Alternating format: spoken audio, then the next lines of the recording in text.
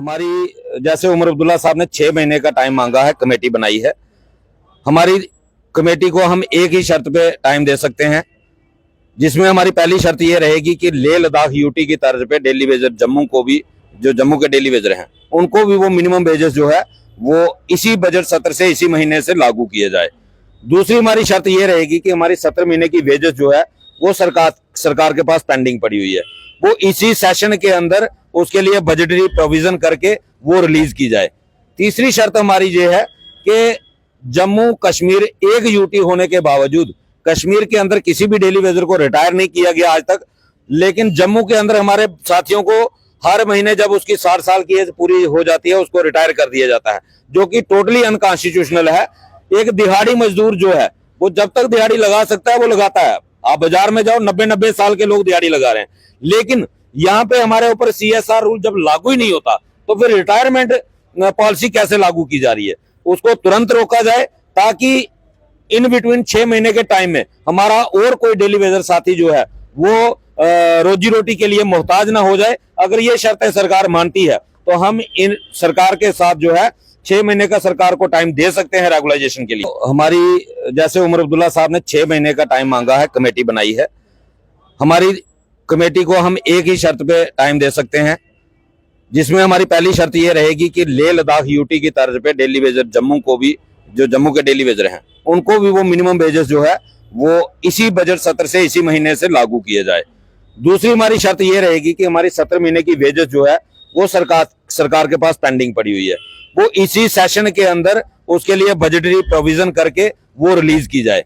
तीसरी शर्त हमारी ये है कि जम्मू कश्मीर एक यूटी होने के बावजूद कश्मीर के अंदर किसी भी डेली वेजर को रिटायर नहीं किया गया आज तक, लेकिन जम्मू के अंदर हमारे साथियों को हर महीने जब उसकी 60 साल की एज पूरी हो जाती है उसको रिटायर कर दिया जाता है, जो कि टोटली अनकॉन्स्टिट्यूशनल है। एक दिहाड़ी मजदूर जो है वो जब तक दिहाड़ी लगा सकता है वो लगाता है। आप बाजार में जाओ, 90-90 साल के लोग दिहाड़ी लगा रहे हैं, लेकिन यहाँ पे हमारे ऊपर CSR रूल जब लागू ही नहीं होता तो फिर रिटायरमेंट पॉलिसी कैसे लागू की जा रही है? उसको तुरंत रोका जाए ताकि इन बिटवीन 6 महीने के टाइम में हमारा और कोई डेली वेजर साथी जो है वो रोजी रोटी के लिए मोहताज ना हो जाए। अगर ये शर्तें सरकार मानती है तो हम इन सरकार के साथ जो है 6 महीने का सरकार को टाइम दे सकते हैं रेगुलाइजेशन के लिए। इसके साथ सबसे पहले मैं अपने जितने भी हमारे जम्मू के डेली वेजर्स हैं, चाहे उसमें कोई लीडर्स है, चाहे कोई यूनियन है, मैं सबसे अपील करना चाहूंगा कि ये लड़ाई डेली वेजर की लड़ाई है।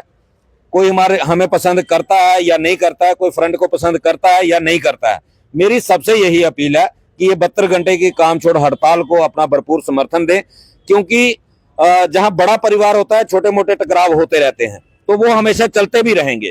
तो आज एक ऐसा मौका है कि अगर कहीं डेली वेजर नाकामयाब रहता है इस सेशन के अंदर तो मुझे लगता है कि 1 साल उनके पास दोबारा मौका नहीं आएगा। इसलिए मेरी सबसे पर्सनली अपील है कि सभी लोग इसमें अपना जितना योगदान हो सकता है इस स्ट्राइक को कामयाब करने के लिए अपना योगदान करें, ताकि हम इस लड़ाई को एक मुकाम तक पहुंचा सकें।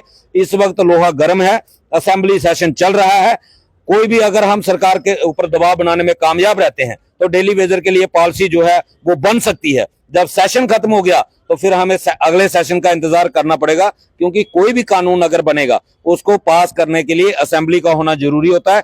इसलिए ये एक आखिरी मौका जो है वो डेली वेजर के पास है जब हम अपना हक ले सकते हैं। इसलिए मेरी तमाम जम्मू प्रोविंस के डेली वेजरों से ये अपील है, ये मत देखें कि ये फ्रंट की लड़ाई है, ये किसी इंडिविजुअल पर्सन की लड़ाई है, ऐसा कुछ नहीं है। ये डेली वेजर की लड़ाई है और PHE के 22,000 जम्मू प्रोविंस के डेली वेजरों की लड़ाई है, जिसमें मैं चाहूंगा कि 22,000 डेली वेजर समर्थन करे। और मुझे लगता है कि अगर 22,000 डेली वेजर ने समर्थन कर दिया और 21 तारीख को सभी के सभी डिस्ट्रिक्ट जम्मू आए, अगर उस दिन सड़कों के ऊपर डेली वेजर ने अपनी ताकत दिखाई तो सरकार को मजबूर कर दिया जाएगा इसी सत्र के अंदर डेली वेजर के हक में फैसला लेने के लिए। कश्मीर से कितना समर्थन मिला है इस बार? मैम, कश्मीर से कोई समर्थन नहीं मिला आज तक। हमने पिछले 3 सालों से बहुत अप्रोच की उनको। पिछले 27 को हमारी कश्मीर की लीडरशिप के साथ बातचीत हुई, उन्होंने कहा कि हम 27 को प्रोटेस्ट कर रहे हैं। हमने 27 को प्रोटेस्ट अनाउंस कर दिया, बाद में उन्होंने विड्रॉ कर दिया और अब उन्होंने कमेटी का वेलकम कर लिया, जबकि मिला ही कुछ नहीं डेली वेजर को। उन्होंने किस बात पे वेलकम किया हमारी समझ से परे है, लेकिन हमें आज तक एक ही अफसोस रहा है कि हमारा काउंटर पार्ट था कश्मीर में, लेकिन उन्होंने बिल्कुल डेली वेजर के सपोर्ट में लोग नहीं आए। यानी सियासत में भी जम्मू वर्सेस कश्मीर और इस तबके को इंसाफ दिलाने में भी लाठियां जम्मू खाए और हक हकूक जो है कश्मीर को मिले, रिटायरमेंट एज वहां पे नहीं देखी जा रही। मैम शिकार शेर ही करते हैं, खाने वाले बहुत होते हैं, लेकिन हम शेर हैं, हम शिकार भी करेंगे।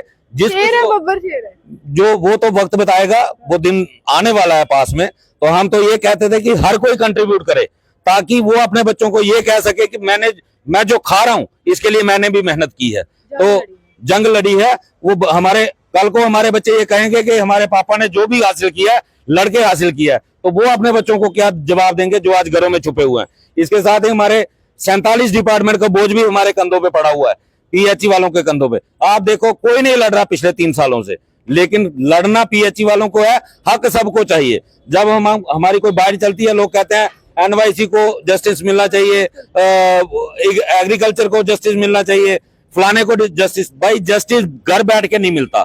आज एक ऐसा मौका था, यहाँ जिम्मेदारी बनती थी हर लीडरशिप की, हर एक डिपार्टमेंट बाहर निकलता, अपनी अपनी आवाज उठाता। तो सरकार को अगर पीएचई वाले मजबूर कर सकते हैं, असेंबली के अंदर पक्ष और विपक्ष दोनों को मजबूर कर सकते हैं बोलने के लिए, और अगर 47 डिपार्टमेंट सड़कों पे होते तो उसी दिन ये फैसला हो जाता। लेकिन मुझे लगता है कि कहीं ना कहीं आज भी डेली वेजरों को ये लगता है, बाकी डिपार्टमेंट्स को, कि इनका होगा तो हमारा भी हो जाएगा। तो मैं उनको ये आपके सहारे मैं उनको ये बताना, आपके सहारे नहीं है पर हाँ वो इसी उम्मीद में है। तो मुझे लगता है ऐसा होगा नहीं, जैसे पीडीडी को उन्होंने पर्टिकुलर फायदा दे दिया, इसी तरीके का फैसला पीएचई के लिए भी आ सकता है, तब शायद उनकी आंखें खुलेंगी। तो मैं यही कहूंगा, अभी खोल लो, अभी मौका है, अभी भी कंट्रीब्यूट कर दो, कुछ नहीं बिगड़ा है। लेकिन अगर ये 15 दिन आप साइलेंट रहे तो बहुत कुछ बिगड़ सकता है।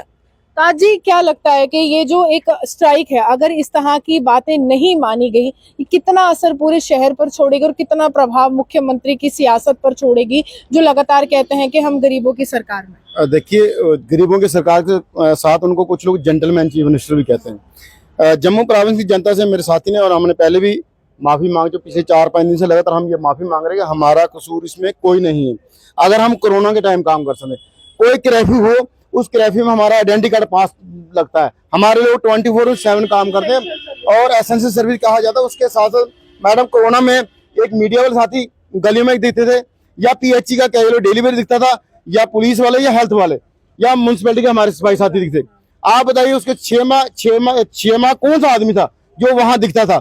ये पॉलिटिकल लोग भी, जब हम लोग 1-1.5 महीने के बाद ये लोग निकले, उससे पहले ये घरों में थे सभी, तो इनको पानी हम डबल सप्लाई कर रहे थे। आज हमारी बारी आई है, तो ये आज भी अपने लिए देखते हैं। हमें बड़ा ही अफसोस आया जब उमर साहब ने 7 मार्च को कुछ भी नहीं हमारे लिए घोषणा की, इवन तक 9 से 14 तक चीफ मिनिस्टर रहे। तो आज ये कहें कि हमारे में नंबर नहीं है। नंबर, मेरी रिक्वेस्ट है कि नंबर फाइनेंस डिपार्टमेंट के पास सारे पड़े हैं। अगर आप कहते हो नंबर नहीं है, फाइनेंस डिपार्टमेंट जो हर डिपार्टमेंट को वेजेस अलॉट करता है, फिगर उनके पास जाता है, इतना नंबर इस डिपार्टमेंट, इतना नंबर इस डिपार्टमेंट का। तो ये कहना गलत है कि हमारे पास फिगर नहीं है। उसके साथ साथ पीएचई एम्प्लॉय यूनाइटेड फ्रंट ने 10 मार्च को जो 10 डिस्को में प्रोटेस्ट प्रोग्राम किया, उसके साथ जो मार खाई, जो कई डेली साथी सोए हुए थे वो भी जागे, उनको उम्मीद जगवाई कि शायद अब कुछ होगा। तो जैसे मेरे साथी ने कहा, हर एक कैजुअल डेलीवरी को घर से बाहर निकलना चाहिए, इसको समर्थन करना चाहिए। ये हमारी लड़ाई नहीं है। अगर हम लोग जो 5 लोग हैं, या हमारे पास 5,000 10,000 चलता लोग, ये उनकी लड़ाई नहीं है। ये लड़ाई हर उस साथी की है जो मजबूर है, जिसको जरूरत है। अगर कुछ लीडर उनको अपनी ईगो है तो वो उनको आप छोड़ दीजिए, आप अपने लिए निकलिए।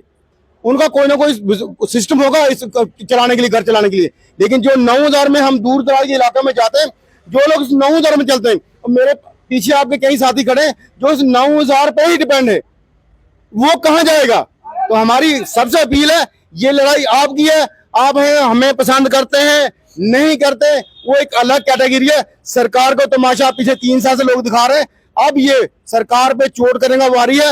और उमर साहब ने कमेटी बनाई है, तो सरकार रेगुलेशन पॉलिसी भी बना सकती जल्दी, लेकिन उसके लिए सरकार देगी कुछ नहीं और लाठियां भी मारेगी और ये कहेगी कि आप हमारे कोरे आश्वासन पे आप लोग चुप हो जाओ। वो चुप होने वाले हम नहीं है।